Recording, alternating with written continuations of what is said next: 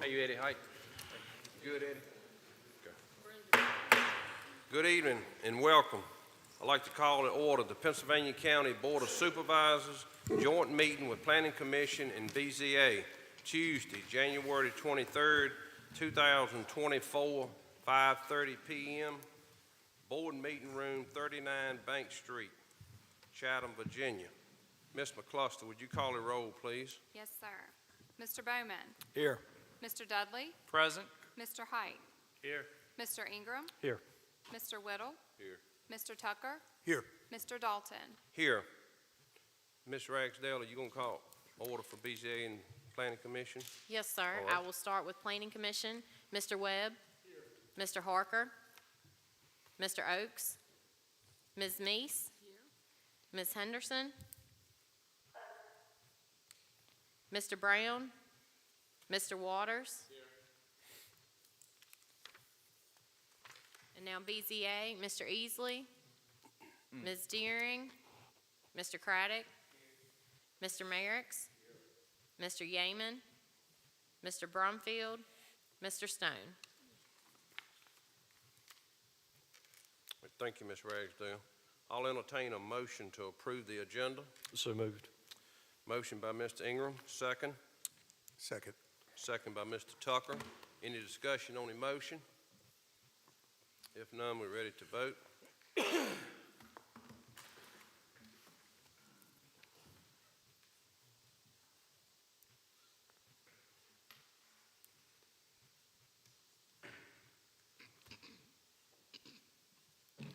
Are we good, Julie Ms.? selected Mr. Dalton. Yes. Mine didn't show up? Nope, I got it right Oh. here, though. I put it in. Okay. We good? Yes, it's unanimous. I don't know why it didn't come up. All right, thank you. Moving to item 4, presentations. It's going to be the Berkeley Group and Miss Emily Ragsdale. Welcome. Welcome. Thank you.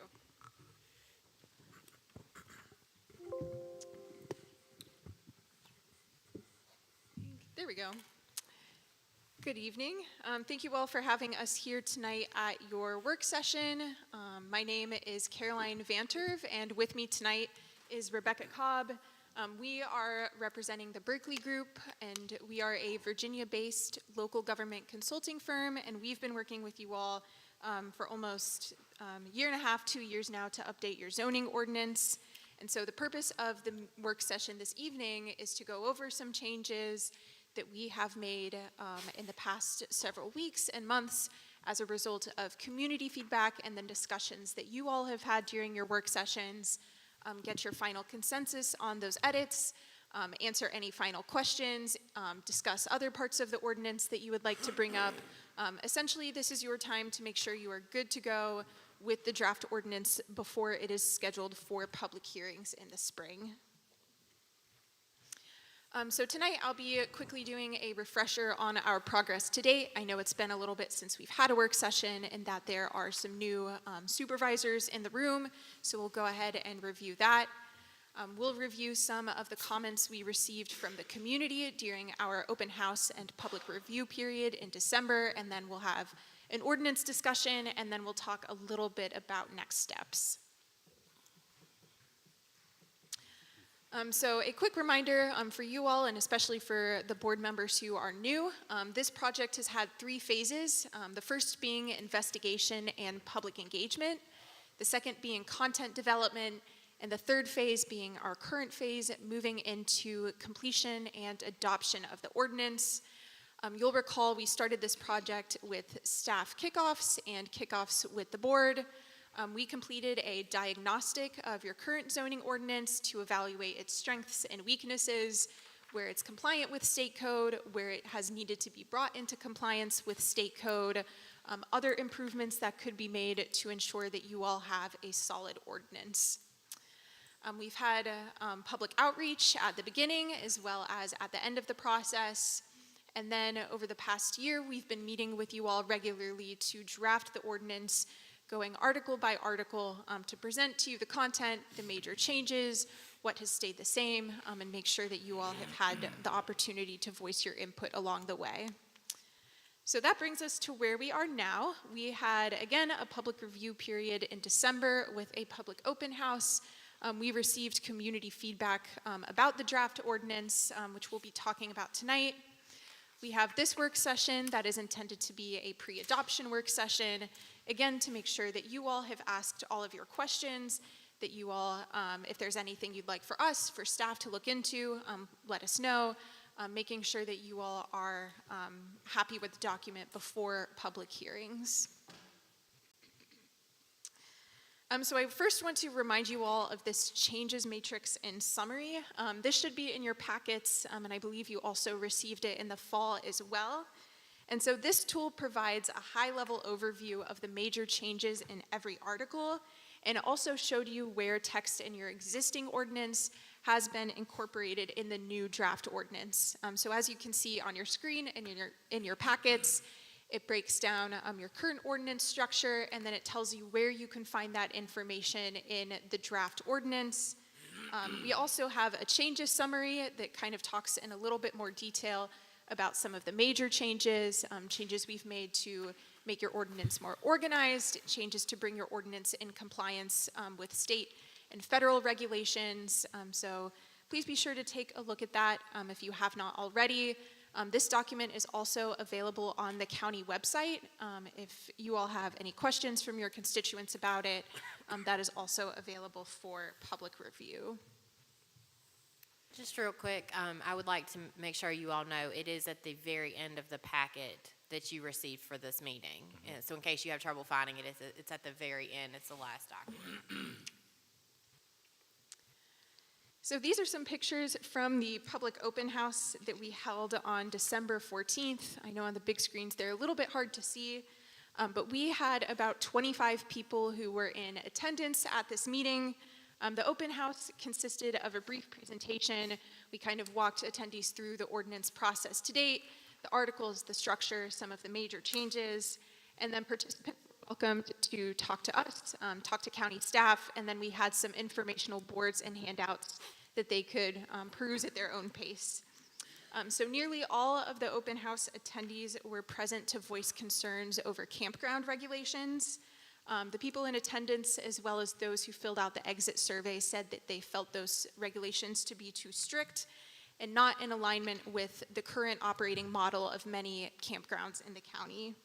So in response, we've worked with staff to propose several changes to those standards and are hopeful that they will be better in alignment with community needs, better in alignment with the current operating model of campgrounds, while continuing to ensure that you all have high quality and safe campgrounds moving forward in the future. So I do want to bring that up, and we'll talk a little bit more in detail about that in a few minutes. In addition to this open house meeting, we also had an exit survey, and this survey was open to the public for the whole month of December. People could choose to take it either as a paper copy and turn it back into staff, or they could take it online. Most of the exit survey feedback was also related to campgrounds, a lot of the same feedback that we heard during the open house meeting. We did receive some feedback that expressed support for modernizing and reorganizing the ordinance, and we also received some feedback related to non-conforming uses. In your packet, you have been provided with 2 documents that relate to community feedback. The first is a full copy of exit survey responses. So everything verbatim that the community wrote and said during the survey, that is in your packets. We also have included what we call a comment tracker. So going line by line, all of the comments that we received, we have provided recommendations for if and how those comments should be integrated into the ordinance. Most of them we did respond and have made edits accordingly. Again, some were just more general comments regarding the ordinance that did not warrant edits, but that is there for your review as well.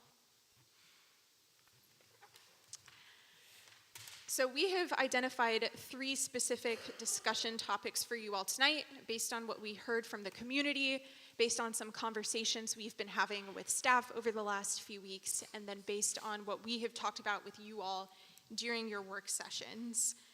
So in your packet, you have 3 topic memos that address changes for each of the 3 sections on your screen.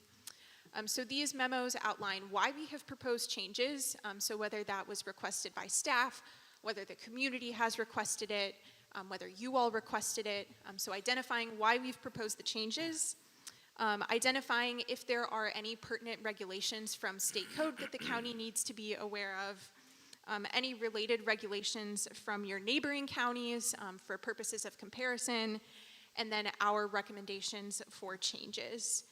So I'll be talking through them briefly for the next little bit, so please feel free to follow along in your packet. And then ultimately requesting consensus from you all on whether you agree with the proposed changes, and if not, any additional edits you would like us to make for the final draft. And then before we get into topics, I know we've had quite a few questions and a lot of discussion recently about grandfathering or non-conforming uses. So I just wanted to make sure we were all on the same page about that. But essentially, if you are grandfathered, you have a lot, a structure, and or a use that is legally established according to the county's current zoning ordinance, and it would not meet the zoning regulations that are adopted by you all when the time comes. So per the Code of Virginia, anything that is currently legally existing would be allowed to continue doing so upon adoption of the new zoning ordinance. They would not have to make any changes unless they cease operation for 2 years or more, or they expand. There's some state code language about that you can see on your screen, and we also have that language in Article 9. But I just wanted to clarify that as well. Keep in mind that if your use is currently operating, it's legal, it's in compliance, and it can continue to do so without any problems once the new zoning ordinance is updated. So is there a question? Don't mess with my chicken. The first topic we wanted to discuss with you all tonight is residential agriculture use performance standards. So we've had some conversations with your staff, some conversations with your local extension office, and so we've proposed a couple of changes to better align with best practices for accessory animal keeping, and also to allow more flexibility for residential agriculture on large lots. I know that you all have some RE, R1, A1 properties that are quite big, and so making sure that people who live on those large lots have that flexibility to keep residential agriculture. The Extension Office does support the drafted requirements that are related to spacing for animal units.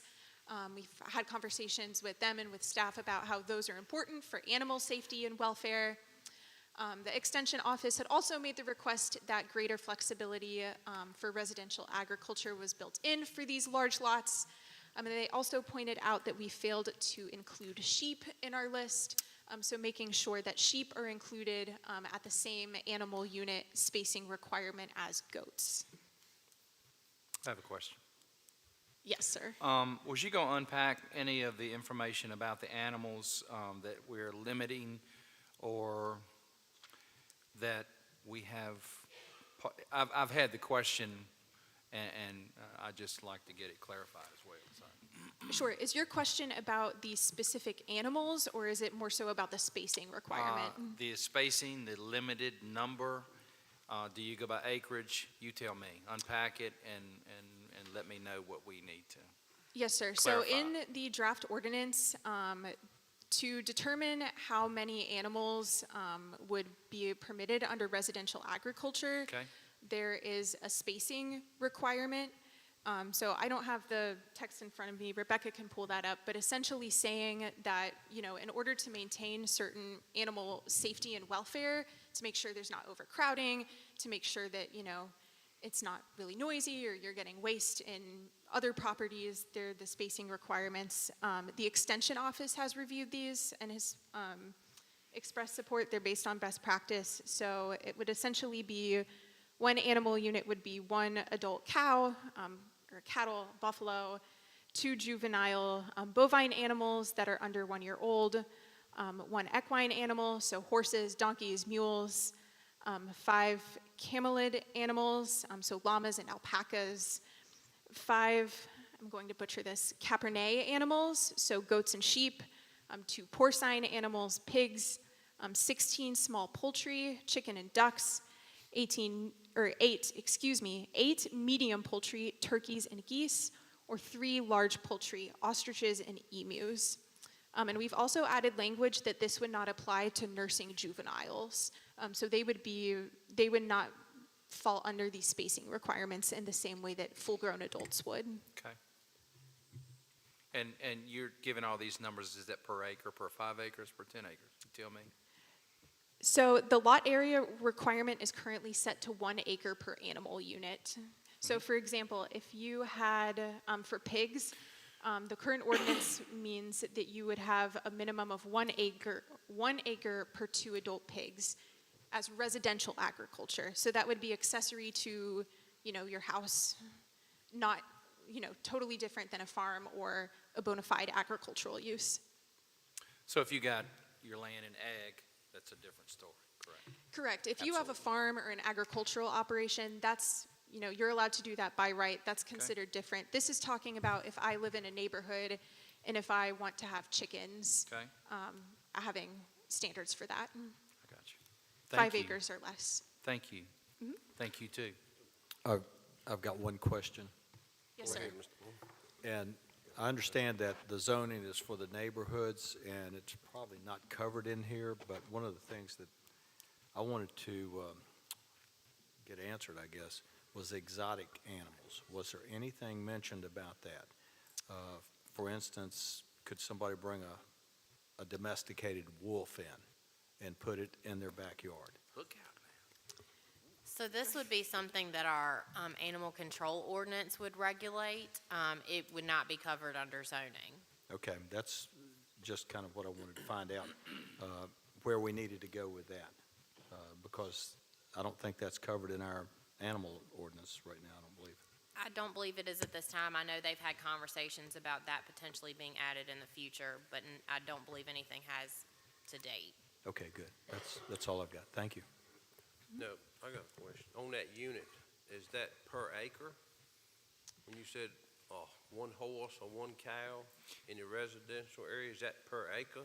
So if you have 5 acres, can you have 5 cows? Yes. Yes. And then there's also language that they added at the recommendation of the Extension Office to allow, if you have over 5 acres or 10 acres, I forget how it's worded in the ordinance, but you can apply to our office. So say you have an R1 piece of property that's got 35 acres. Currently, under our ordinance, you could only ever use 5 acres of that for residential ag. That's our current ordinance.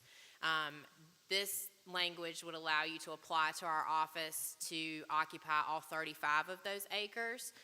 We could administratively approve that. So say you had 35 acres, you wanted to have, 10 or 15 horses, we could allow you to do that administratively. So we are removing that cap that was once placed on the number of animal units you could have. Now it is just strictly based on your acreage with administrative approval. Okay. When you say horses, does it speculate or specify, rather, a miniature horse versus an adult full-size horse?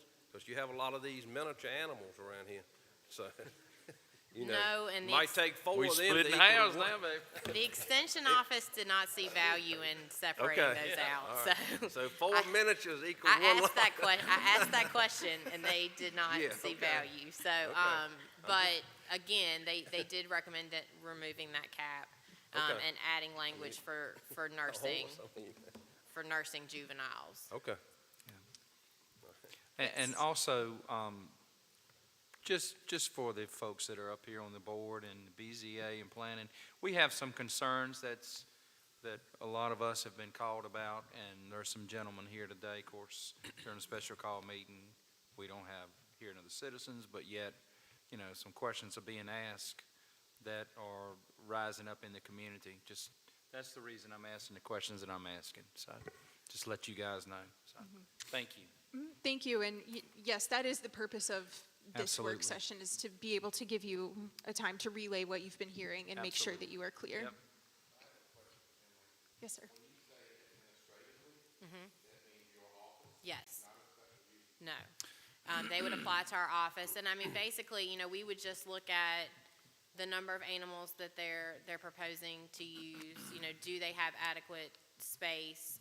It's not some, you know, extensive process they would have to go through. It just allows us to lay eyes on it and make sure that they can meet the requirements of the ordinance, and then we would approve it. Just through our office, it's not something that would come before any board. Okay. Thank you, Emily. So as we just mentioned, you can see a comparison between the current draft zoning ordinance and then the edits we've recommended. That first kind of chunk under recommended edits currently has 10 acres, but we have since talked to staff. We've moved that down to 5. So again, as Emily said, if you are on a large lot in an RE or an R1 district, and you want to keep residential agriculture on your entire property, you can do that through administrative approval. So I do want to clarify that. And then yes, we have added language that nursing juveniles are not included in animal units. That was something that was raised by the Extension Office as well. And again, making sure that sheep were included at the same spacing requirement as goats per the Extension Office, and then removing the maximum number of animals that would be permitted and instead letting acreage to inherently govern. Are there any additional questions regarding residential agriculture? Do you all like the changes you see? And at any time we see something down the line, we can actually revise it, pull it according to what the board's pleasure is. Yes, sir, that's correct. So in the same way that you all can make zoning text amendments now, if you get to 6 months, a year down the road from adoption, you have found that certain things just aren't working or you'd like to change them, you all would have the ability to do that through the public hearing Okay. process. All right. Yes. Thank you. Thank you so much. Are there any other questions or discussion related to residential agriculture? And just to make it clear, because I think we touched on this, but just so you understand, when we talk about reducing it from 10 acres to 5 acres, if you are zoned A1, even if you don't necessarily farm, but you have, you don't have a working farm per se, but you have over 5 acres, we would just consider you agriculture at that point, and we would not further regulate you. Now, if you've got a half-acre A1 lot, you would still meet the requirements of the spacing requirements for residential ag. But once you hit that 5-acre mark, you are just agriculture. We do not regulate how many animals you can have. We do not regulate spacing per se. You would just be considered the same as a farm at that point. So I just wanted to make that clear. Thank you, Emily. We'll go ahead and move on to campgrounds if there's no further discussion related to residential agriculture. So we heard quite a bit from the community in December about campgrounds, not very satisfied with the current regulations. I'm sure you all have maybe heard some of that too. And so we have made several changes in response to these concerns, hopefully satisfying those concerns and being more in alignment with the current operating model of many of these businesses. So we did evaluate community feedback. We also looked at similar regulations from neighboring localities, Bedford, Campbell, and Roanoke counties. And there's some information about their campground regulations in your packets. The most discussed regulations related to patron length of stay. So regulating how long a patron is permitted to stay at a campground, a day limit, trash removal, so the frequency of which trash must be removed from the campground property, and then internal road material and maintenance, so debating should campground roads be paved, should they be gravel, should they be dust, how should they be maintained. We heard a lot about that as well. So the first change that we have proposed relates to maintaining a log of patrons. Right now it reads, the campground operator shall maintain a log of all patrons, and then you can see in bold there it reads, the log shall be made available to county staff upon request. We heard some feedback about how that was ambiguous, how just saying made available to county staff was not clear, and so we have proposed the edit on the right-hand side of your screen to hopefully be more clear. Saying that they have to maintain a patron record, which is something they are likely already doing as part of the booking process. We had a question about the length of time that a record had to be maintained. So just saying that it only needs to be kept for 12 months after the conclusion of a stay, and then making it available to law enforcement or the zoning administrator. The reason for stating this is because A, if there is a suspected violation, for whatever reason, making sure the zoning administrator has access to that information, or B, if there were ever an emergency situation, whatever that may look like, that would warrant the need for law enforcement access, that is being provided as well. But being more clear that it can't just be anyone who is county staff, just saying county staff is a little ambiguous, so hopefully providing some more clarity in that regard. Just to add, we also require we also have a transient occupancy tax. That's right. So this information should be being provided to the Commissioner of Revenue to ensure that the campgrounds are paying their transient occupancy tax that they are required to be collecting. So, this information should be being kept anyways. This is just something that if we have a violation that, we have the ability to look at as well. Absolutely. Emily's correct, and I will also point out that this is not only applicable to campgrounds, it is also required for bed and breakfast stays for the same reasons as Emily described. That record should already be kept, it should be maintained, but in the event of a situation that would be a violation or otherwise warrant the need for access, making sure that is provided in a timely manner. Excuse me, quick question. Yes, sir. Would Airbnb also be included in that? We do not have this specific requirement in place for short-term rentals. We do have quite a few other requirements for short-term rentals that mainly address impacts, such as trash, noise, occupancy, but not this specific regulation. No, sir. Thank you. Yeah, that's a question I would have, because Airbnb, a lot of people's going to these now and say you have an industry close by that utilizes you and it's more than 120 days in a year, then So state code, there's a section in state code that requires that true Airbnbs be turned over to the Commissioner of Revenue with this information to ensure that transient occupancy taxes are being paid. So while it's not baked into the zoning ordinance, it is in the state code, so they would have that requirement as well. It's something that we could potentially look at adding to our wording for short-term rentals, which would be an Airbnb. I think we should. Okay. Thank you. Yep. Is there general agreement from the board to add this language to short-term rental regulations in accordance with state code? What is the folks that met with you guys, are they satisfied with this? You tell me. With some of the campgrounds, I'm sorry. Tell me, Emily. I'm not sure. Most of the concerns I heard did not want to have to keep any log whatsoever, any documentation of anyone that stayed at their campground. But again, that information needs to be kept for tax purposes and turned over to the Commissioner of Revenue.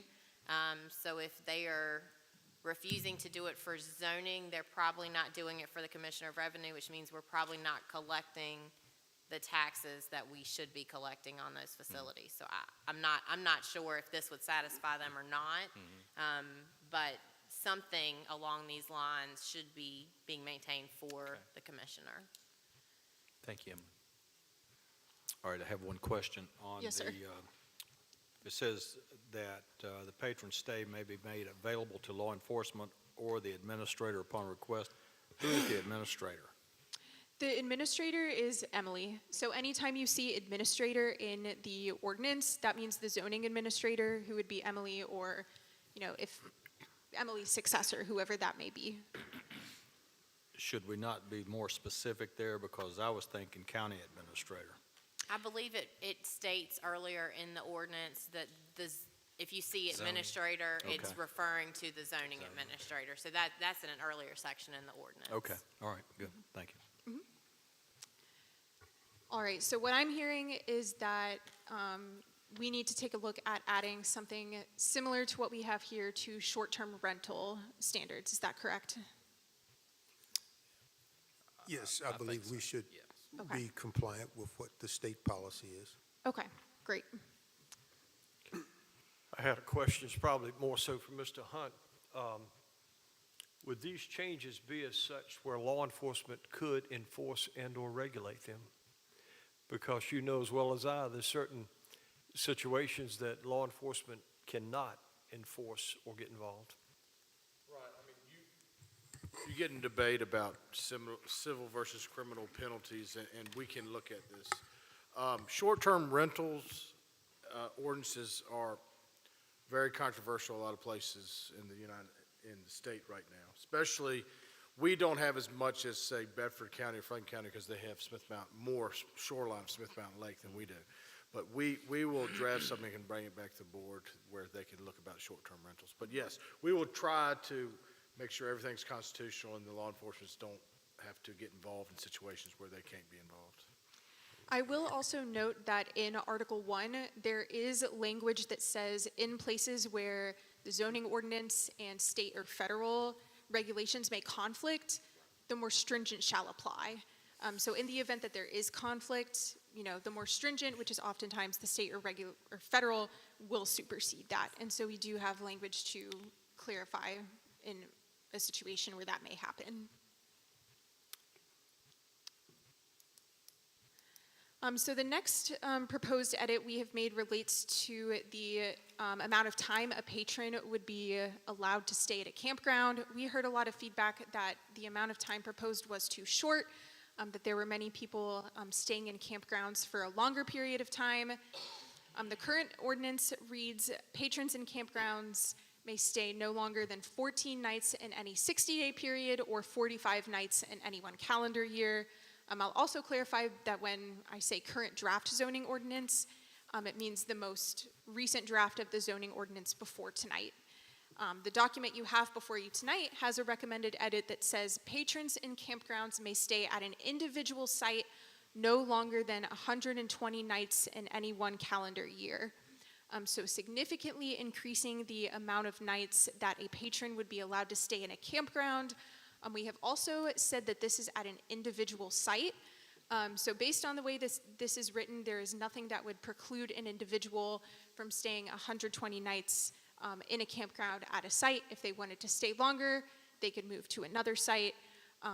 So this is something that the 120 nights was something that we did look at in neighboring localities. We also heard directly from one campground operator that this is what they currently enforce. And so if you all, of course, are able to ask questions or amend that further if you would like. Yeah, let me ask you, why would you move from one site to the next when you move over 14 feet to the next site? Most campgrounds, we camp regularly, my husband and I. Most campgrounds do not allow you to stay at the same site for extended periods of time. For a lot of reasons, some because the zoning in that area does not allow it. Additionally, if you have one person or 5 people that constantly stay at your best sites and they never move, and you cannot allow anyone else to book those sites because they are always occupied, that's a bad business model, and you don't have any way to remove them. So this ensures that you're constantly moving people around on the property to open up other sites. I mean, it's really in the best interest of the campground operator, but it also ensures that it's a transient occupancy, which building code determines RVs are used for transient occupancy. They're not designed to be a permanent dwelling. They are not designed for long-term stays. A lot of people use them for long-term stays, but that's not their intention. So this just kind of ensures that we don't end up with a mobile home park, a campground that turns into a mobile home park when it's not a true mobile home park. We want to make sure that it remains a campground, that they are movable, they can be moved, and they are moved to ensure that it remains a transient use. All right. I got a question, and Yes, sir. it'll come to you, Emily, so it ain't even me asking her. How about that? Say summertime, and you have contractors working, and they come from out of town. Would they be able to stay in a site for, say, 6 months, half a year? So they could stay for 120 days. At the end of the 120 days, That's they 3 would. months, right? Yes, so and we can extend that. If you want to do 6 months, we can extend that to 6 months. Okay.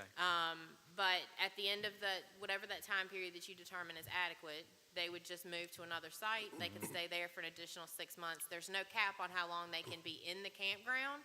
This just ensures that it is it is movable, it remains movable, it does not become a permanent fixture within that campground on that site. Right, okay. The reason I ask, because if we're looking at industrial development and things come in, it could be more than 6 months. And, I would be in favor of extending it out if we're in favor of really trying to get something at a certain point. And this doesn't put a cap on it. So like Okay. I said, they could stay 3 years in the same campground. They would just have to move sites every 120, 180, whatever you all want to set it at. They would just have to move from one site to the next site.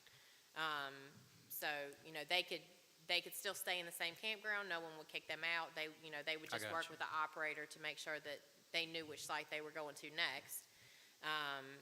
But, there's Yep. no cap on how long they can be there overall. Go ahead, Mr. Ingram. Go ahead. Wait a minute. Go ahead. Emily, I was going to say, maybe some language to leave it up to the owner of the campground and that specific tenant. And I'll tell you why I say that. There's a campground in Cascade that's being developed specifically for the mega park. And as it's already been discussed, those guys might be there 240 days Yeah. or longer. Yeah. And so, they're there to work, and I would hate to put them out by some ordinances that says, hey, you got to move 10 feet to the next site to be in compliance. So what if the owner and that particular camper worked it out? Would that sort of get us off the hook? Not really. Okay. We would end up with situations like we have at Elkhorn Campground, where you have campers that have been there since the 70s, that have had decks built onto them, and other things that have become permanent mobile homes at this point. So they're not being moved. So if we leave it up to the campground operator, we'll still end up with situations like that, and that's what we're trying to avoid. We're trying to ensure that they remain a transient use like they are intended to be under building code. I'd still like for us to find a way, though. Because, a lot of these people that come in from out of town, they're not going to stay here. They're going to do their job and hook up and pull out.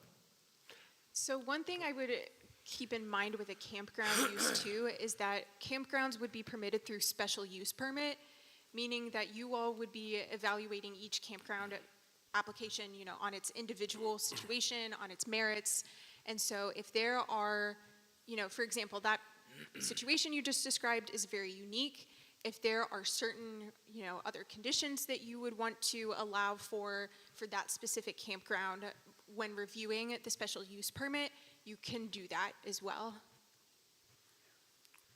But what we can do is, so keep that in mind, and what we can do is take a look at extending that 120-night time frame. Is there a time frame that you all would have in mind? Why can't we do it just by the year? 360 days a year? Whatever number you all set is fine. Staff So they just won't have is- to be moving within that year. This is a place to go camping at. Backing up, I'm thinking about an instance in the county that we had a home that got burnt out, and we had a great organization that wanted to bring a camp in and set up so they could live in. But we said, no, we don't want you setting the campers up in your yard. We don't want you to, if you own 1,000 acres, we don't want you to set a camp up in the yard to bring your grandkids in for the weekend. We want you to go somewhere. We want you to camp. So this is a campground. So we don't want to regulate ourselves out of business of the campground. We finally come Right. up with the idea with if your house burns down and you don't have nothing left, we're gonna let you come and set this trailer up for 6 months and live in it while you redo your house. But So- the campground is made to camp in, so why don't we have it set up where if they wanna stay there all year, that they set up legally, it's well set, I mean, the septic, the water and everything's hooked up like it should be. As Mr. Dudley just mentioned a while ago, some of these contractors coming out of town, maybe welding on the pipeline or whatever, they don't want to up and move every 3 or 4 months to another site. I mean, a lot of them may move in 6 months and go on down the line and work somewhere else. I mean, they here spending money, they supporting our 1% tax that the majority of the voters voted for, so they helping that too. That's what we kept preaching. Let the people out of town help pay this 1%. That's right. Now we want to regulate them where we don't want you to come and camp. We want you to go somewhere else. So, What I about a thi- difference between a camper and a worker? So, in your comment there, you brought up something that would be considered a different use, and that would be, what if you use your camper to, have your grandkids over to spend the night on your property, or we'll take that example since you mentioned it. So we did propose edits to that situation, which would be considered a different use than a campground, so completely different situation.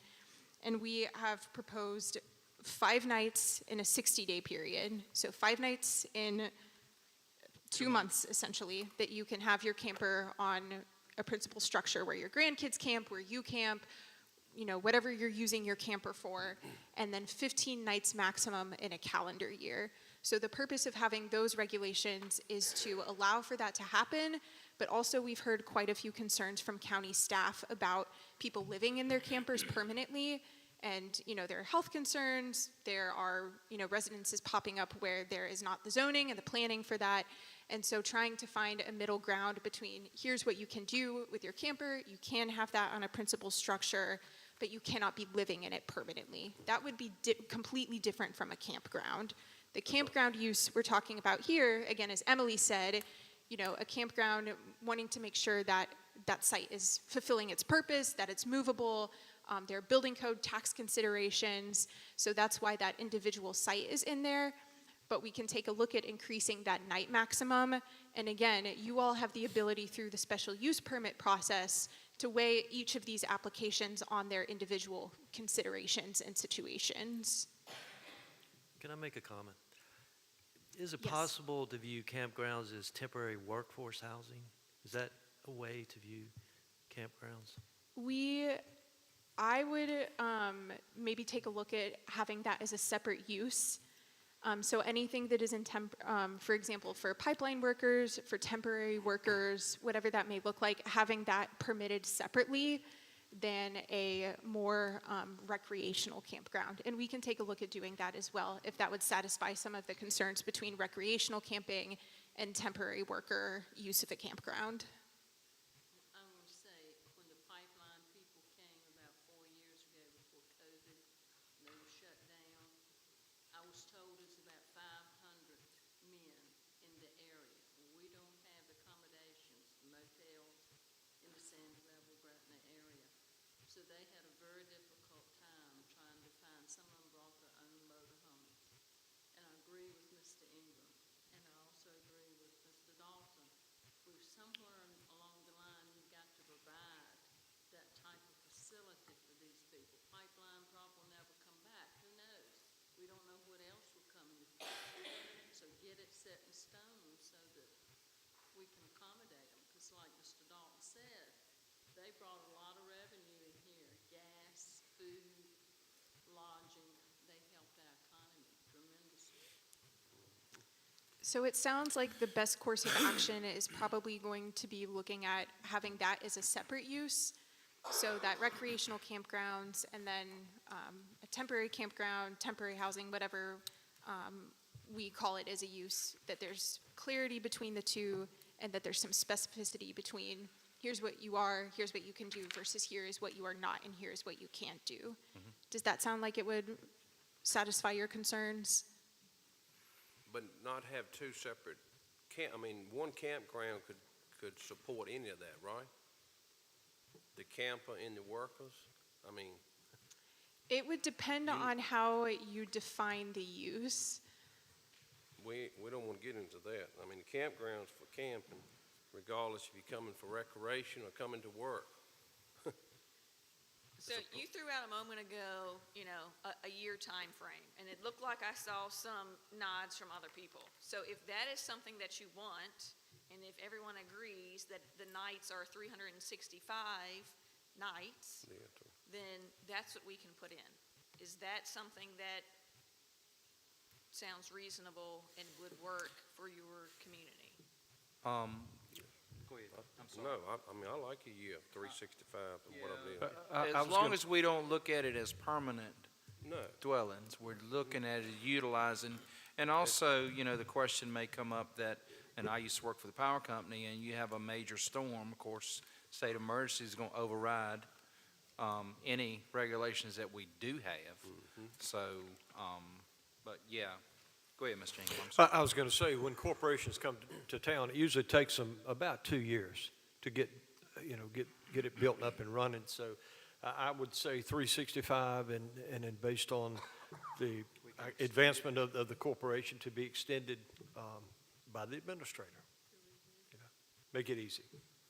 Just putting the heat on them, that's all I'm doing. I concur with my colleagues in terms of a year, but also we have to revisit the situation wherein our county residents that would have their grandchildren or visitors or whatever case might be come and stay in a camper, for convenience purposes.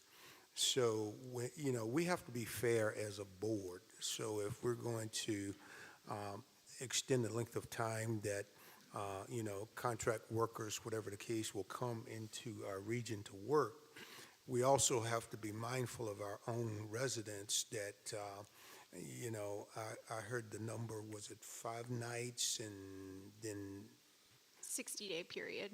60-day So 2 period. months, yes, sir. But keep in mind that, again, is a different use than we're talking about with a campground. Right, I get that, but I'm saying that may need to be tweaked a little bit to be a little flexible with our own residents. We currently do not allow that period. So this is us allowing that for, some period of time. What we don't want to happen is a camper to be used as a permanent residence on someone's property, because we see most of the time, if we get involved and we cite someone, that is what is occurring. They are in fact living. At that point, we run into electrical issues. Is it hooked up to electricity properly? We run into sewage, waste issues, water issues.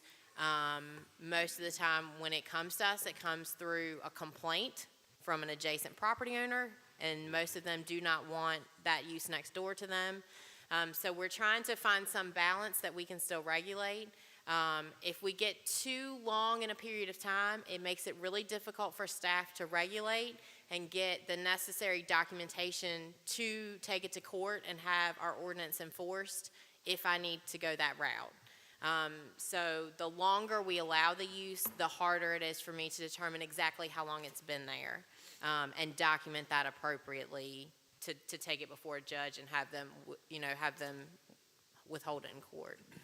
I understand. And I think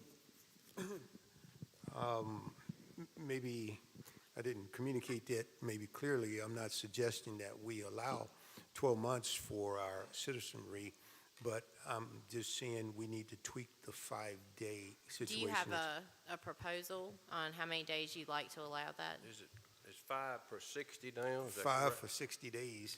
5 every month?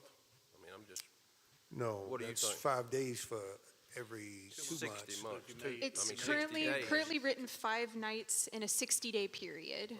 So across the course of approximately 2 months, Right. 5 nights between the two. Make it 5 a month.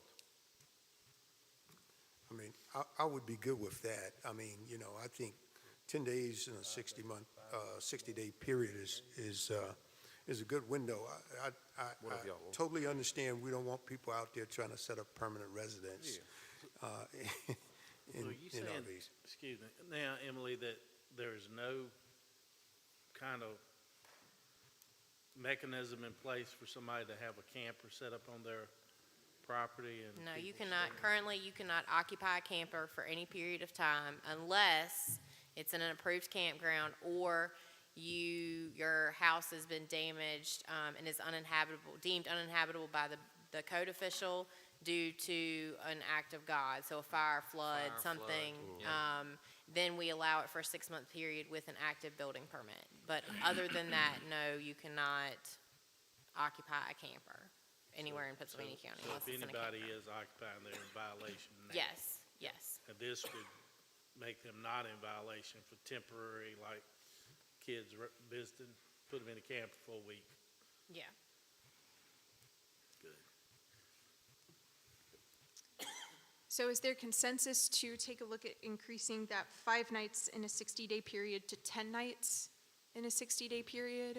Or would you all like to leave that as drafted? I don't have any hard I'd problem like with to add 10. some to it. I like the idea of I 10. think I'd like to add some, but what up the rest of the board like? Would you say 10? 10? I like 10 10 10. better day? than 5. Okay. Let's do 10 and 6, that's 5 I a think month, that's- yeah. How about you, Emily? Where you at? You good? I'm good with whatever you all want, as long as I can enforce it. Yeah, I mean, we never We tell don't you want to not do permanent your living in job. campers, nobody wants that, I Yeah. mean, I don't. But- Most of the time, that's what I end up with. Right. I get very few people, and I'll be honest, if you put your kids out in the camper for the weekend, by the time I find out about it, it's They're gone. gone. And I mean, there's nothing I can do about it. Right. And there's nothing I'm gonna do about it because I'm not gonna go cite a use that's no longer occurring. It's not a violation anymore, it's been rectified. Now, if somebody, I mean, we have situations where, you know, the grandson has nowhere else to go because he's got, you know, multiple problems, so grandma lets him set up a camper behind her house. He has no power, he's running a drop cord from the house next door or from her Ooh, house. I got that in my area. This is what I end up dealing with most of the time. Their sewage is on the ground, so the health department's involved. They've, you know, rigged up some electrical system that's not safe. Most of the time when we get involved with living in a camper, those are the situations that we are dealing with. So we just want to make sure that we don't allow it for any period of time where that is what we're going to have, because it's not safe. It's not safe for the person in the camper. It's not safe for the property owner Environment. where they're living. It's not safe for the environment if their sewage is on the ground. You know, there are a lot of problems that we try to, you know, just eliminate before Absolutely. they start. But if there's some way that we can put a cap on it, that staff can enforce, and that we can get evidence to uphold in court if it goes beyond that time period, then, you know, whatever you all decide is fine with me. Yeah, and Emily's right. We have a situation, Stanton River District. I am here to tell you, it's been a good while going on, and see Emily for pictures, that's all I can say. It's not good whatsoever, and I've got a lot of complaints, a lot of neighbors. Talking about the one on the creek bottom, right? Yep, so, I'm not gonna mention the road name or anything, so somebody can run out there and get it, but I'm just here to tell you, if we allow too much lenience, that's what's gonna take place, so. Right, and that's the purpose of having that night limitation, is to allow, you know, that to happen where it's currently not allowed at all. But you're right, to make sure that it's not too lenient so you don't run into, you know, health, safety, environmental problems. That's good. I agree with that. But going back to the campground, I like to do it for what, 365 days a year? I think we all, Sounds good. I think we ought I to. think we're all pretty much consensus. Yeah. I'm good. Yes, we can make that change as requested. And the camp and one campground can accommodate the worker or the vacation people or whatever, right? We ain't gonna have a campground, we don't want to designate a campground just for workers. Correct. We want a campground to accommodate all the people. Correct. So Okay. what we'll do is keep this use and the standards, but we'll just change the length of stay to 365 nights.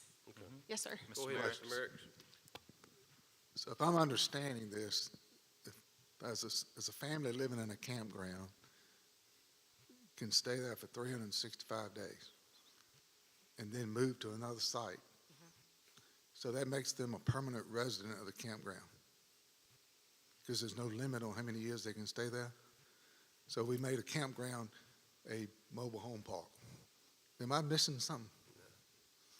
Ultimately, that's what you could end up with, especially if you remove the requirement for them to move to an additional site. And that's what the original regulations were proposed. That's why they were proposed, to make sure that it did not become a makeshift mobile home park, because that is a separate use. And, you know, as long as they have to move periodically, you know, But you're dealing with school buses. I mean, they go to schools. Because it happens right from my house. But I'm assuming that's been there forever, so it's not going to come under the new stuff. not unless they But expand. still, I just wonder, I know, I agree with the campground idea, but I think we've created a permanent resident where I don't have to build a house. I can just get a camper and go up there and just move around all over the campground. I'll be there 50 years. What's going to stop that? Currently, nothing. Nothing. Yeah, So and I could see transient occupancy turning into permanent tax, you know. Good point, Mr. Could the Richard. length of stay be determined upon why you are at that campground? Could that See, that gets tricky if you have the situation, I can't remember who mentioned it, but if you have a campground that, let's say you have both recreational camping and temporary workers, then it gets tricky because it's, you know, where does the county draw the line? And, Drop the mic. you know, again, you do have the special use permit review process where you all can review that accordingly.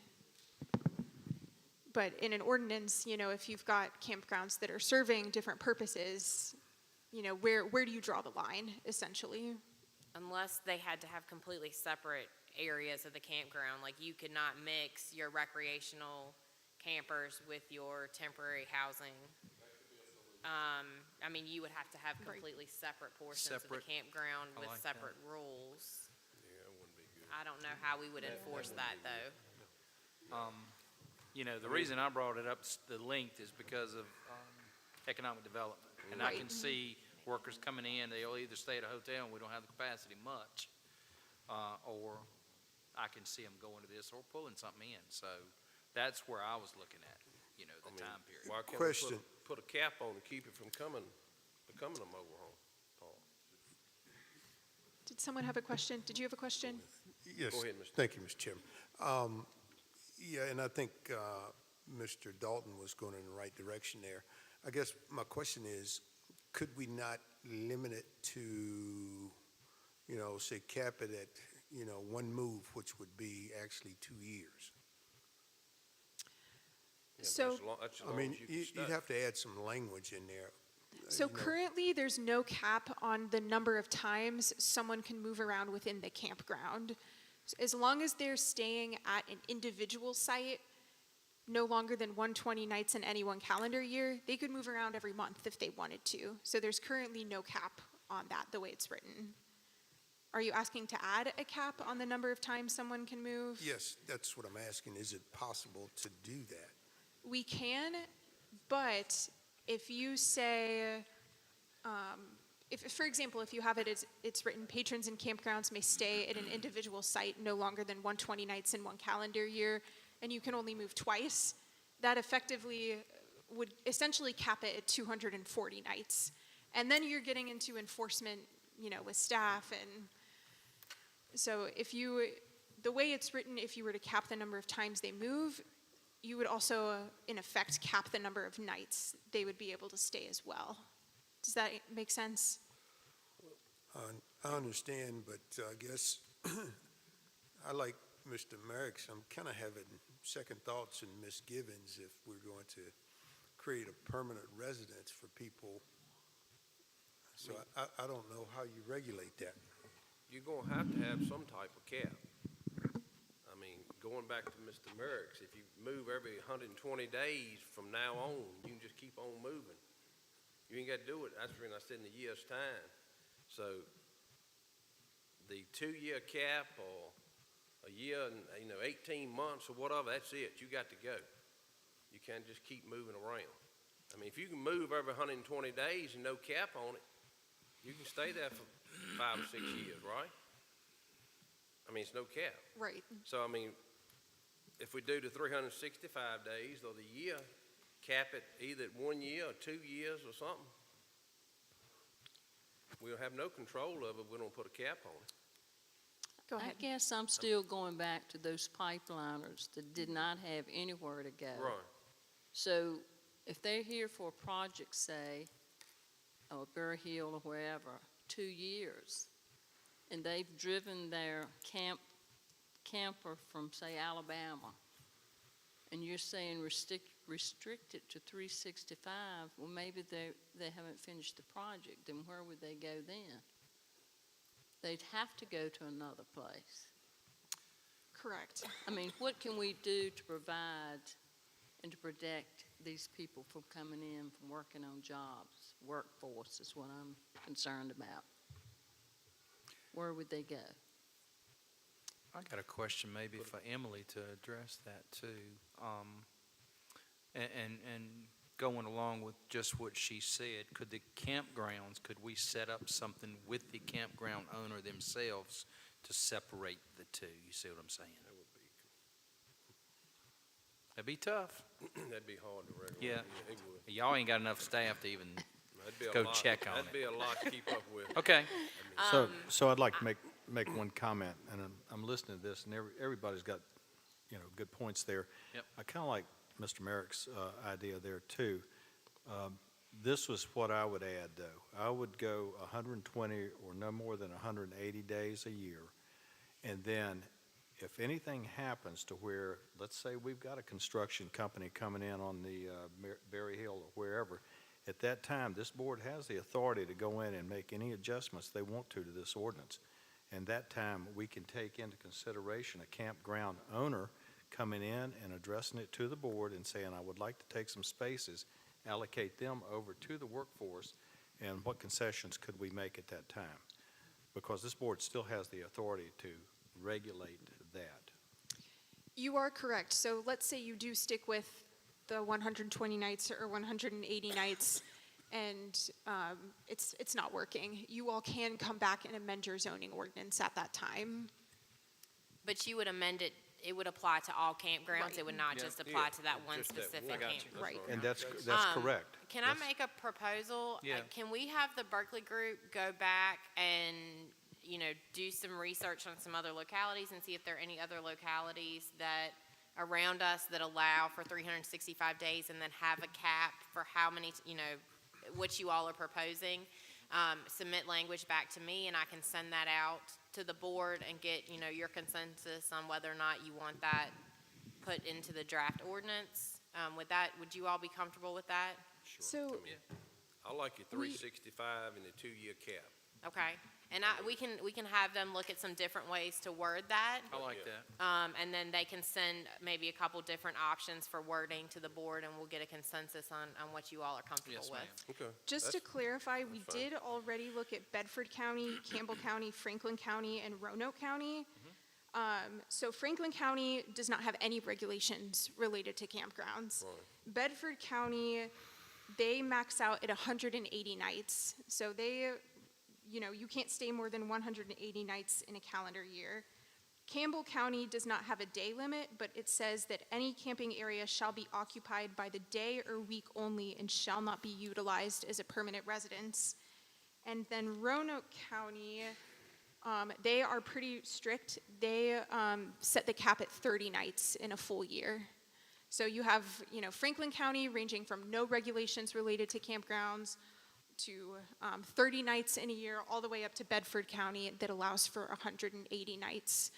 So we did already look at those, and we'd be happy to look at some other ones if you'd like, but I did want to make sure that you all knew, there is a range and there are some degree of regulations in neighboring localities. What does Camel County have currently? They do not have a specific day limit. Their language reads, any camping area or camping unit shall be occupied by the day or week only and shall not be utilized as a permanent year-round residence. Right, okay.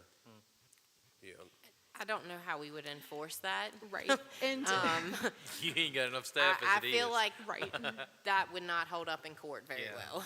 Yeah. So I feel like you need to set some specific parameters, Okay. or I'm going to run into a lot to legal issues when I do go to enforce living in a camper. Yeah. And the purpose of pooling I got you. neighboring language is not to necessarily recommend that's what you do, but just to see for your information, this is what is kind of going on out there currently. I think Rebecca had something to add as well.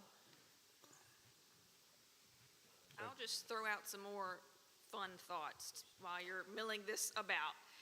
And that's in my experience from long-term camping and campers doing construction with pipelines and that sort of thing. It's usually crews that come in, they're there for a bit, they go, another crew is coming in to do the next portion. And so it's not necessarily a long stay, but you do have a steady flow of longer than normal camping stays. And so I think that's why your surrounding communities have been okay with having that like 180 nights time frame. And because typically if you are gone away from home for that long, you are going to pull out at some point and come back. You know, you're going to go home and visit for a weekend or whatever. If you're a, foreman on the job and you're there, for the duration, you are going to, take some time off and go away or, decide to, go on another trip somewhere. So that does help out too with that, I think, concern of, people being here and not having other locations to go to. I think if you're, in the upper nights, you're actually going to be bringing, it sounds like, people from the other counties. They're not going to be staying in the other counties. They're going to be staying here. But you do need to be careful in terms of not having it be a permanent residence. Yes, ma'am. And Mr. Chairman, yes, sir. I like Ms. Ragsdale's proposal is to have Berkeley Group go back and, kind of maybe work on the wording, the language, that sort of thing. But you mentioned these localities right around us, and I think the concern of the board is the fact that we have this wonderful mega site over in the Berry Hill community, and we are in the process of developing and attracting potential business. So I don't know that our surrounding localities would give us a fair assessment or window of kind of what we're looking for.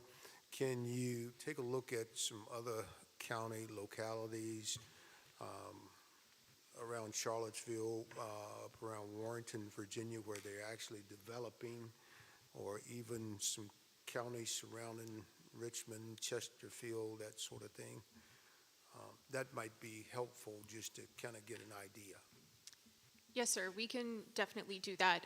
You mentioned a couple of localities for us to take a look at. Are there any other specific counties that you all would like us to look into? We can also pull some as well in addition to the 3 that you just mentioned. Okay. All right, so it sounds like the consensus is to put a pin in that for now, do some more research, come up with some different alternatives for you all, and then staff will bring that back to you for review and to make a final decision. Is that correct? That's fine. Yep, that's good. Thank you, too. All right. Thank you, too, Emily. Appreciate your input. So we do have a few more campground edits. This third one I've pulled up on your screen. We had some language in the draft zoning ordinance that read, main campground roads shall be paved or treated to prevent dust. We heard 2 concerns with that. One, a requirement to pave campground roads. Many campground operators felt that was very restrictive. It was a cost burden. It wasn't necessary. And 2, the word treated, there is not a lot of clarity there, some ambiguity on what exactly that means. And so we have cleared that up. Proposed text to read it that interior campground roads and access to individual sites shall consist at a minimum of an all-weather gravel surface. So not requiring paving or treating necessarily, just saying that you at least have to have gravel. And if you want to do more than that, you can, but gravel would be the minimum. Are there any questions or concerns with that requirement? I'm good with it. Any questions, John? No, sir. Good. All right, so 2 more edits related to campgrounds. All garbage shall be collected at least twice weekly. That's what the ordinance did read. We heard from a lot of campground owners that requiring year-round trash pickup twice a week was too much. Shared about how in the winter, when occupancy is lower, things are less busy, there is not a need to dispose of garbage twice a week. That might be happening in the summer in some cases, but overall, too restrictive. And so we have reduced that requirement to say that all garbage shall be collected and transported from the campground once a week. Are there any questions or concerns with that edit?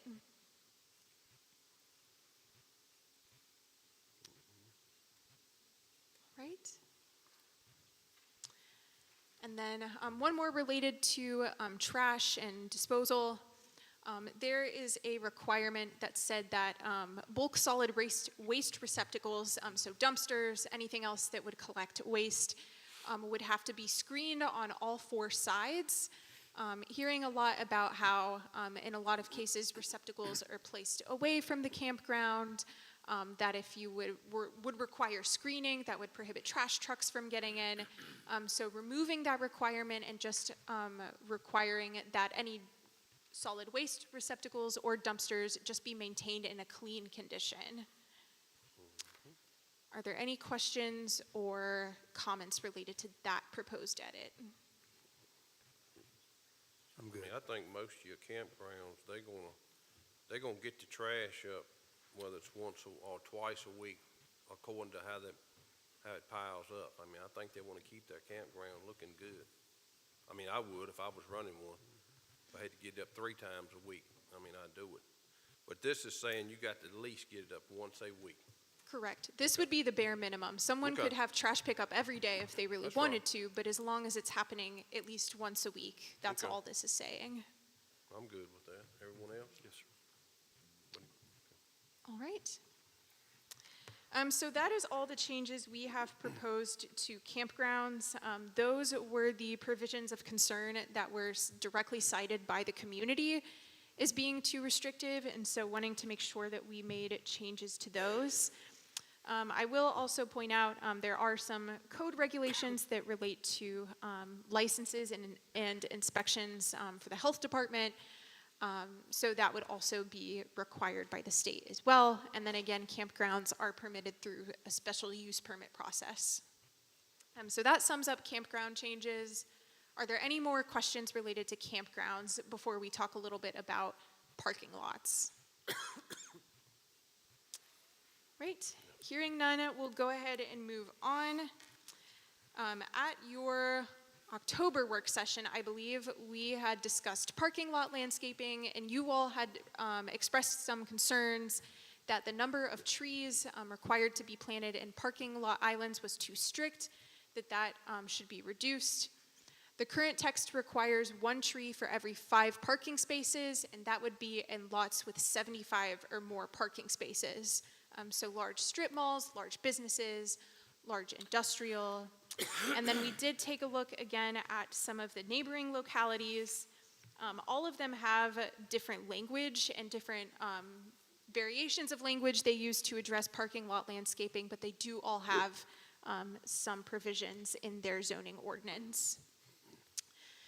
So right now, have shared that the current draft reads that a minimum of 1 tree shall be provided for every 5 spaces.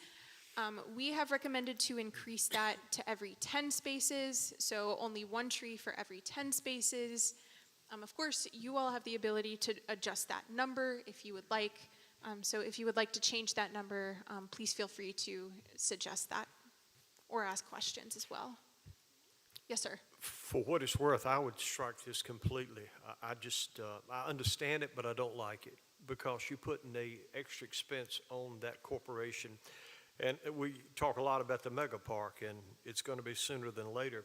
So let's say they have a parking lot big enough to accommodate over 2,000 workers, and you're requiring them to plant a tree every 5 spaces. I just disagree with that. I'm sorry. You look at how it has to be done, concrete in correlation with asphalt, and then the landscaping that goes with that, then the trees and the bushes. I just don't like it at all. I'd vote to strike it. So no tree planting requirements at all for parking islands. Keep in mind that there would still be buffer requirements around the parking lot, especially as it relates to screening, but no tree planting requirements. Yeah, I'm speaking specifically for industrial parks, yeah. And we could look at some others, but I could see a great cost to a developer, unnecessary cost, in my opinion. You go and you look at Goodyear's parking lot, it's nothing but asphalt. You're right, Mr. Ingram. I mean, Food Line, Walmart. Yeah. Everybody's got a big parking lot with but lights and stuff like that, but no trees. Yeah, It lights is good. It takes away a lot of the parking. Well, I like trees now, I don't do get me too. wrong, Yeah, I but do too. I'm looking at the expense to the corporation and/or the developer. Is there consensus to just have no tree requirements for the landscape island? So keep in mind that the landscape island would still be there, but you just wouldn't have to plant a tree on it. How many islands is required? I mean, direct traffic and control that is what it's for? So it has a variety of reasons. Some of it is to slow traffic down through the Right. parking lot.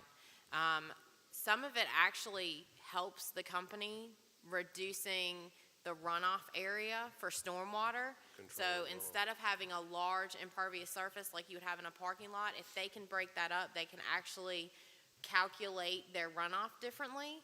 And so sometimes it reduces how many ponds they have to put in, what other measures they have to do to reduce that runoff to pre-construction conditions.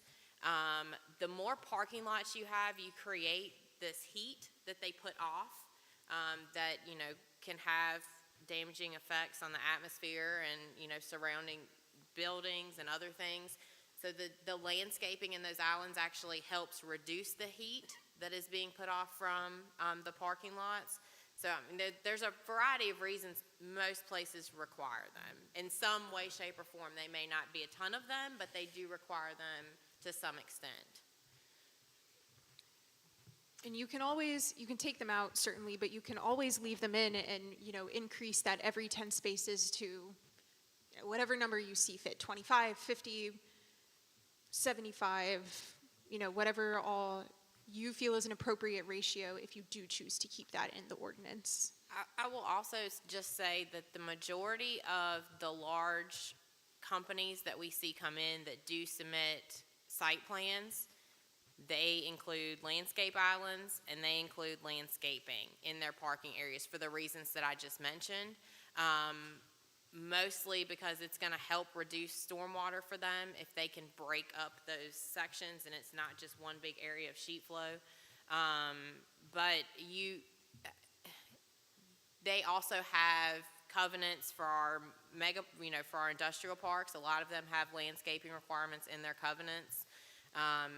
So most of the time, and they're used to doing it everywhere else. So most of the time, even though we don't require it at all right now, we don't even require parking lots to be paved currently, they all do it anyways because they're used to doing it in other places, or they have covenants in our industrial parks that require at least some level of landscaping. I'd like to make a comment on that. I think the trees are needed, and you probably can increase the spaces a little bit, but I think also we identify the type of tree that goes in there versus, for instance, putting a magnolia tree in versus a white oak tree, something that doesn't grow 80 feet tall, but something that's more closer to the ground, maybe provides cover, but along with the environmental is the aesthetic piece of that also. So the low shrubs, they also can factor into that also as far as not just the aesthetics and the environmental, but it's part of that environment, the runoff that Emily has stated there. because they do, when they construct these things, have to build these BMPs, runoff ponds. So this helps alleviate the size of those ponds sometimes also. So that's a cost factor that whoever the developer is going to have to incur during that time. So I'm for leaving them in there, maybe reducing the number of trees in there, but for that spacing and the shrubbery. Is there a number or a ratio that you'd like to suggest for consideration? What if we left it up to the developer? That would make it probably cause enforcement problems for staff. And so, for example, if someone comes in with 100 parking spaces and they propose 50 trees, and Emily says that's okay, but a developer with the same amount of parking spaces comes in, and Emily says, no, you have to have one tree for every parking space, then it's kind of getting into, how are these decisions being made? That's kind of arbitrary. It leaves me. It's not good. It doesn't protect the county. It sets me up for lots of appeals and Yeah. us to have lots of court cases if we leave it kind of open-ended like that. It's better to at least have some standard that they have to meet. And if they want to go above that standard, then they can. But we just have some at least baseline, whatever that number looks like. And you say that when they come into the industrial parks, most of the time they have their own discretion on putting trees And in. Karen has looked at a lot of site plans, probably more than I have in the industrial parks, but none of the ones that I have seen since I have been here have been void of landscaping. They all provide landscaping documents to us. They all provide trees, on the perimeter. They all provide trees and shrubs around the building. They provide them in the parking lots. I have not seen one in my 4 years here that has not provided some level of landscaping with it.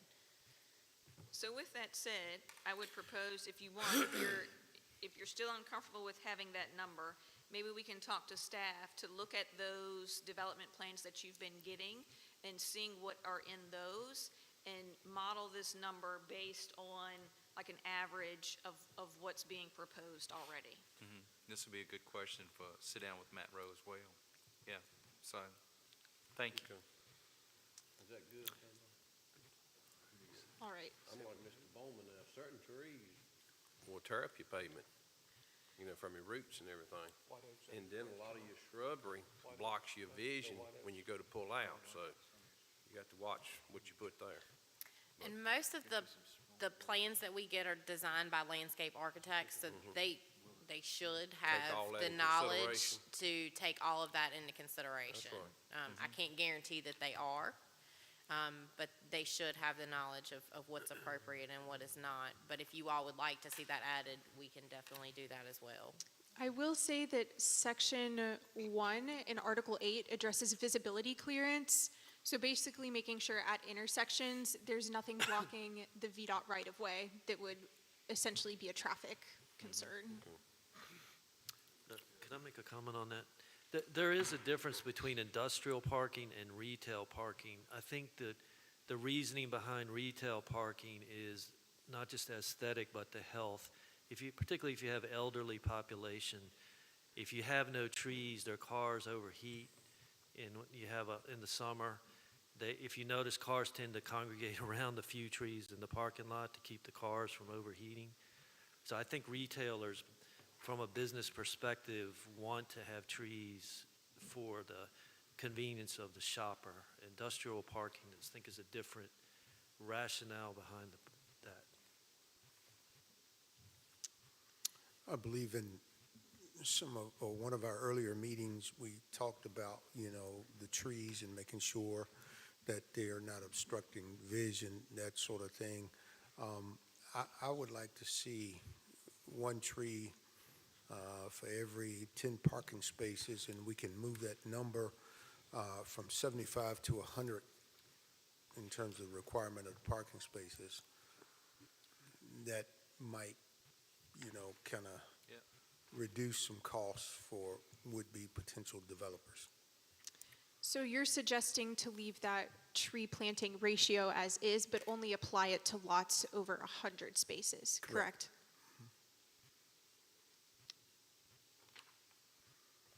there any thoughts on that from the board? So we can do that, one tree for every 10 spaces for parking lots with over 100 spaces. We can also talk to staff about what you all have been getting in your site plans, and if there's a number that would be more appropriate based on what you all have been receiving, we can further adjust that if you all agree to that. That's fine. Is that all right with Planning Commission, BZA? Y'all got any questions on that? Okay. Thank y'all, too. All right. So those are all the topics we had prepared to bring to you today. And now is kind of opening the floor to you all to ask any questions that you might have, whether that's regarding what we've already talked about, whether that's anything related to other ordinance regulations, anything related to process to date. You know, again, the purpose of this work session is to make sure that you are comfortable, that you've got your questions answered before public hearings. So if you do have any questions, please bring those up tonight. Mr. Chairman? Yes, sir. I've gotten quite a few phone calls in concern, and I get it, of the flags, flagpole heights, and it's no secret. You discussed it before the meeting with some gentlemen. We cannot have a question and answer session here, but could you go through maybe some specifics, unpack it a little bit to give us a good idea, if that's okay? Sure. If it's okay with the rest of the board. I'm asking a question because if I get calls, it's going to come out too. You see what I'm saying? Right. So first and foremost, flags and any other sign in the county, whether that be an advertising sign, whether that be a yard sign, whether that be a sign that's placed on a wall, the county cannot regulate the content of the sign. That is a free speech violation. The county is not allowed to do that. It has to be what's called content neutral. So when staff is looking at a sign, you know, a flag is a flag to staff. A freestanding sign is a freestanding sign to staff. They are just making sure that the size limit and that setback regulations are being complied with. And the purpose, we have added some language in the ordinance to basically say the purpose of these regulations is to protect the free speech rights of our citizens, to make sure that everyone has, you know, equal opportunity to put signs up on their property that say what they want, essentially, and the county cannot regulate that. So just wanting to make sure that that is clear. We've updated the, you know, zoning ordinance to make sure that that is being taken care of. As far as flagpoles go, a flagpole under 40 feet in height is exempt from the zoning ordinance regulations. So just a comparison, that's about a 4-story building. Flagpoles that are that tall or shorter than that would be exempt. Any flagpole that is taller than 40 feet would have to comply with the maximum height of the underlying zoning district. So if the flagpole is an industrial district, all flagpoles in industrial they could not exceed the maximum height, and that would be applied evenly. All flagpoles in a commercial district could not exceed that maximum height. I will say that even if a flagpole is under 40 feet, I believe it would have to adhere to setback regulations. So whatever the setbacks are for the district, the flagpole would have to adhere to that. For consistency, it's also a safety concern. You know, usually flagpoles are very well anchored to the ground if for whatever reason they were to fall, wanting to minimize impacts as much as possible. As far as the size goes, there is currently a size limit related to commercial and industrial that if you are up to 50 square feet in commercial and industrial districts and up to 3 per parcel, you would be exempt the way that's currently written. Our plan, after having a conversation with staff and having some conversations before this meeting tonight, is to clarify it, make it completely clear that is if you are not in a commercial or industrial district, you are exempt from the sign size. The reason for making commercial and industrial flags comply with the ordinance is because, again, a flag is a flag to the county. A flag could be used for advertising, and the county cannot unfairly regulate those signs when compared to other forms of speech.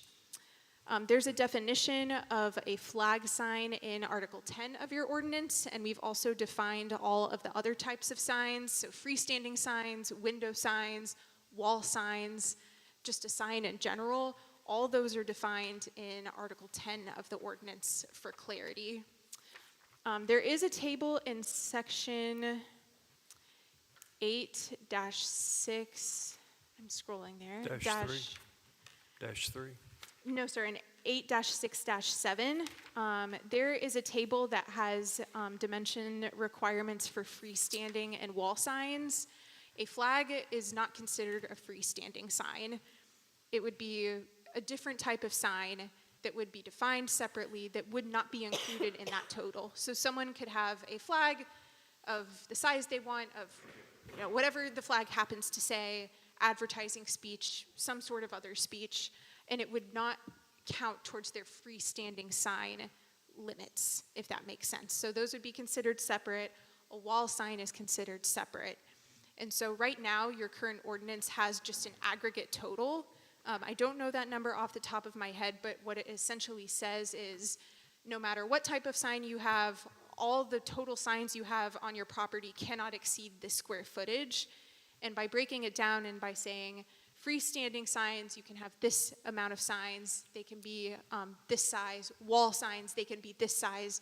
You're kind of allowing more flexibility, and in some cases allowing even more sign area than you are currently now.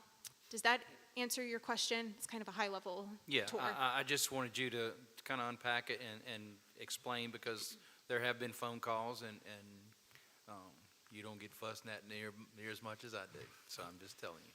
Yeah. Correct. Yeah. I mean, I think a lot of the confusion was a lot of The people content. thought it was on their residence. Absolutely. Yeah. We had the presentation, young man and his 3 kids, the last meeting, which was a nice presentation. But yeah, that's a lot of the phone calls I've gotten. Sure. To say, hey, you're telling me I can't fly a flag a certain size on my own property.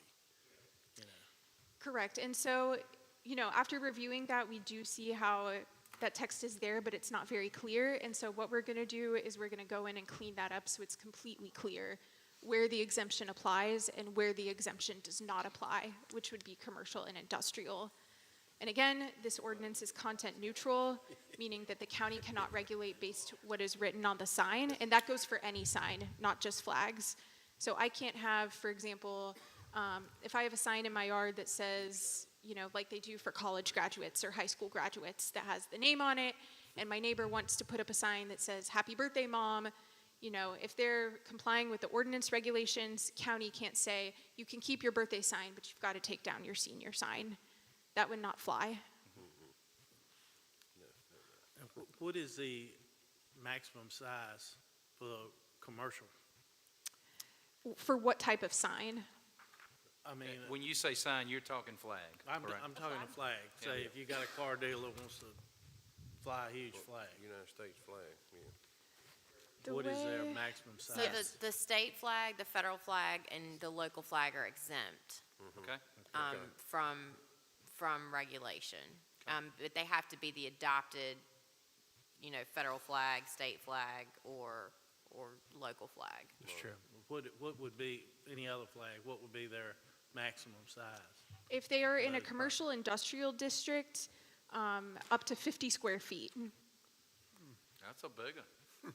So that could be 10 by 5 by 5. It 10. could be, I'm not great at math, 2 by 25. Not that anyone would fly a flag with those dimensions, but you see the point. And I will point out as well that non-conforming requirements would apply to flags.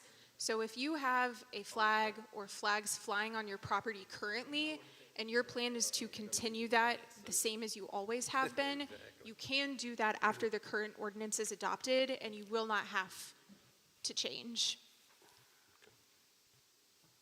Unless you take your flag down for 2 years or more, then you would be required to bring it into compliance. But again, that only would apply in commercial and industrial districts. Mr. Chairman. Yes, sir.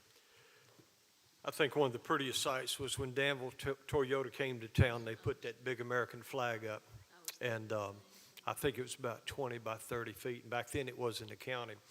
But I appreciate Emily clarifying this issue because, as the ordinance says, this pertains to commercial or industrial. That's a focus. As far as residential, agriculture, they're exempt. You can fly whatever you want for the most part. I mean, and I support that. Sadly, if you look around, it's just a handful of people here. But yet on Facebook, you've had people write what I call inflammatory posts about, you better turn out tomorrow night. These tyrants are going to take your rights away. That is so uncalled for. That is utterly ridiculous. We all have talked about this. We wish that citizens would be more informed, that they would call us instead of jumping the gun, ask us, what is this about?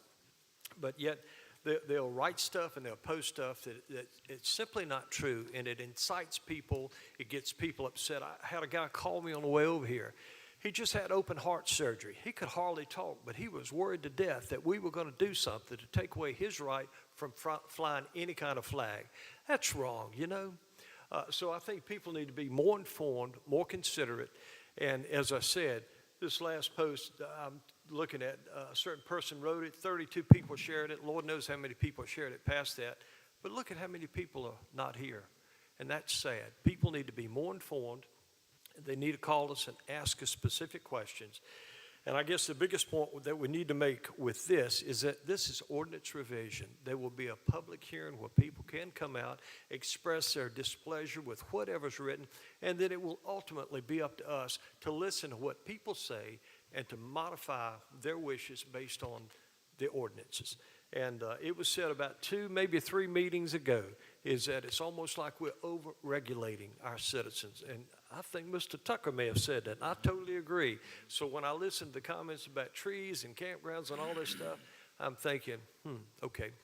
But this is freedom of speech, and, we should never, ever get anywhere near taking that away from people. Folks use it as a talking point, but let's just get real.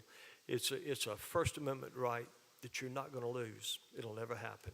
So I thank you for clarifying that, Emily, and thank you for sharing. Any more questions? And I'm not so sure that as far as commercial and industrial, I'll even support that.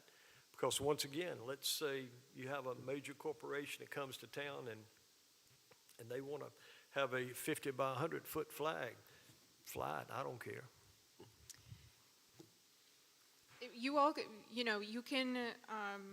you all can take that out if you'd like and have all flag area are exempt. But again, keep in mind, in the eyes of the county, a flag is a flag regardless of what's on it.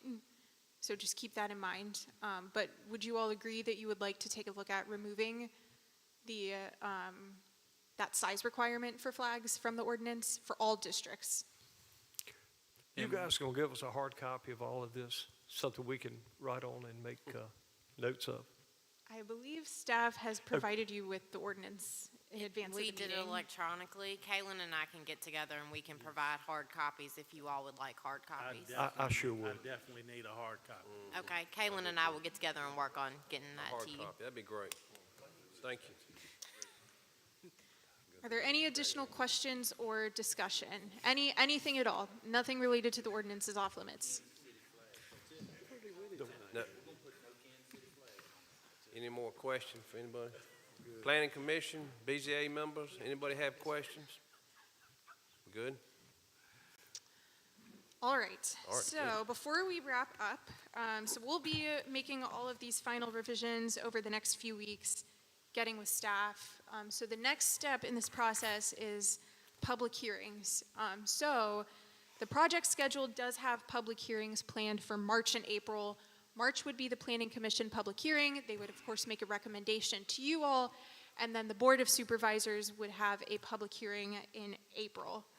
So as we've talked about tonight, keep in mind that this is not the be-all, end-all.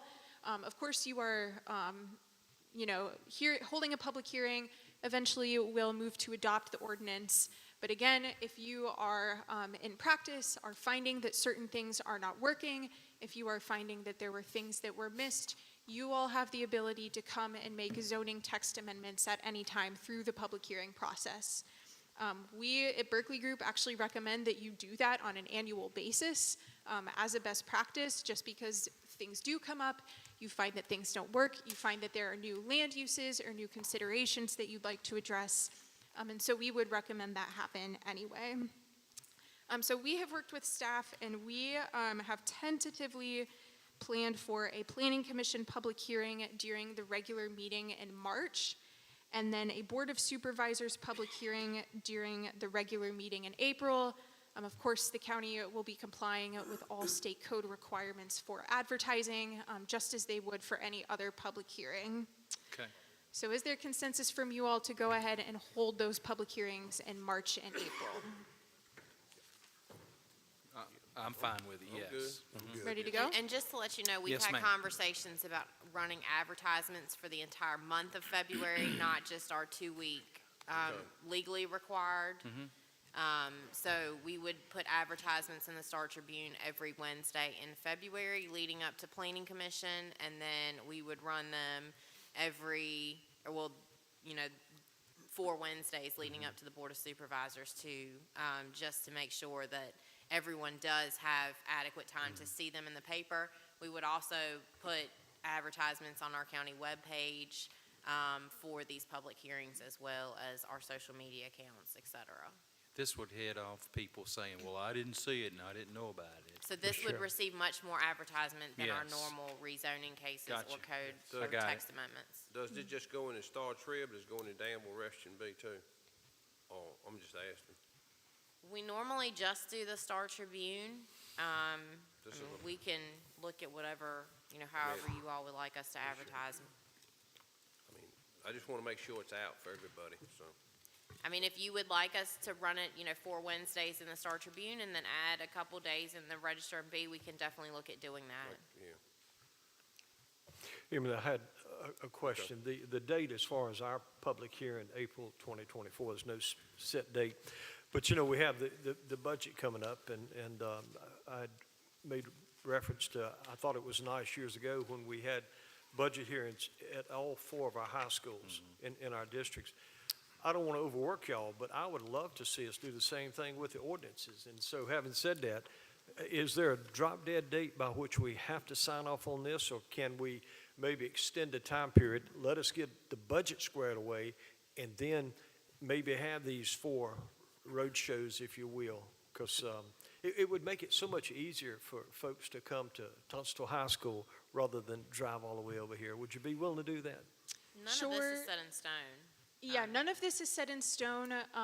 March and April were just tentative dates we've suggested. If you'd like to push those out to later in the spring or early summer to give you all more time to review, get the budget right, we can do that. As far as holding multiple public hearings goes, I will say that this project was scoped for 1 public hearing for the Planning Commission and 1 public hearing for the board. So that could be amended, but it's beyond the scope of what we initially had planned for this project.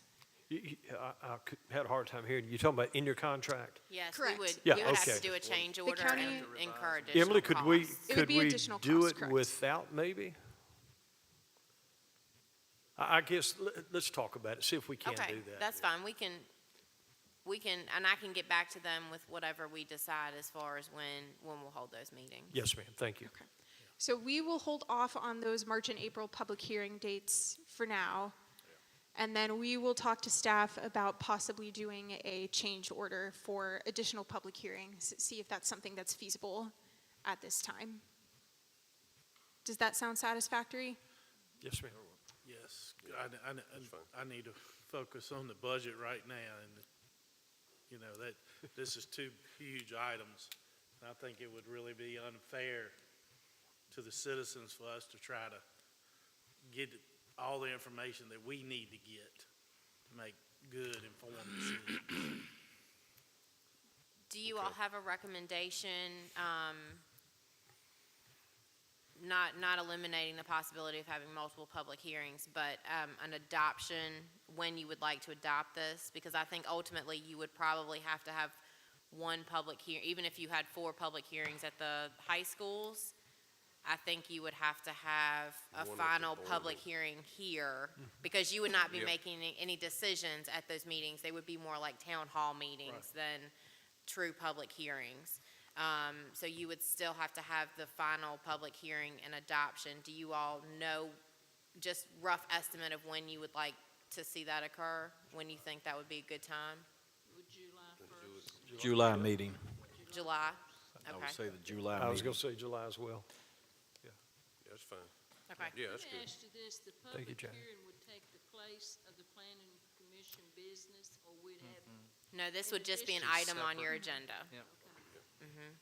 we're gonna meet at the same time, 7:00. Yes.